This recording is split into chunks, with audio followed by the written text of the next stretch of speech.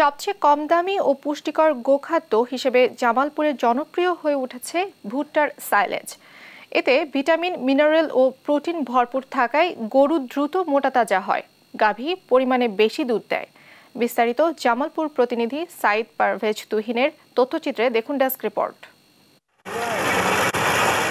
ভুট্টা ও গাছের অংশ প্রক্রিয়াজাত করার মাধ্যমে শুকিয়ে সাইলেজ বানানো হয়, পরে অন্যান্য খাবারের সাথে গরুকে খাওয়ানো হয়। কম দাম ও পুষ্টিকর গোখাদ্য হিসাবে জামালপুরে বেশ জনপ্রিয় হয়ে উঠেছে ভুট্টার সাইলেজ। সাইলেজ ব্যবহারে গরুর অন্যান্য দানাদার খাদ্য কম লাগে এবং রোগ প্রতিরোধ ক্ষমতা বৃদ্ধি পায়, তাই অধিকাংশ খামারিদের পছন্দের তালিকায় রয়েছে ভুট্টার সাইলেজ।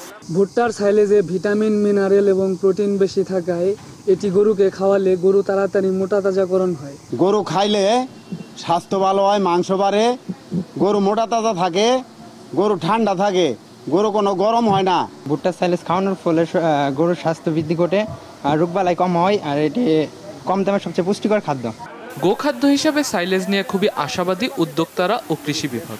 যারা ডেরি করে তাদেরও কিন্তু গরুর দুধের পরিমাণ কিন্তু অনেক বেড়ে যাবে।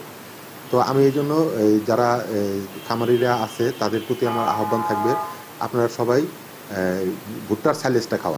গোখাদ্যর জন্য সাইলেজ তৈরিতেও অনেক কৃষক আগ্রহী হয়ে উঠেছে, ফলে কৃষক ভাইরা আর্থিকভাবে লাভবান হচ্ছেন। কৃষি বিভাগের সকল স্তরের কর্মকর্তাগণ কৃষকের পাশে থেকে প্রয়োজনীয় পরামর্শ প্রদান করে যাচ্ছেন।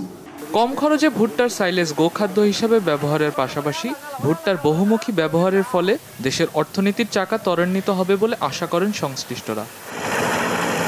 সাজিদুল ইসলাম, নিউজ ডেস্ক, দেশ টিভি।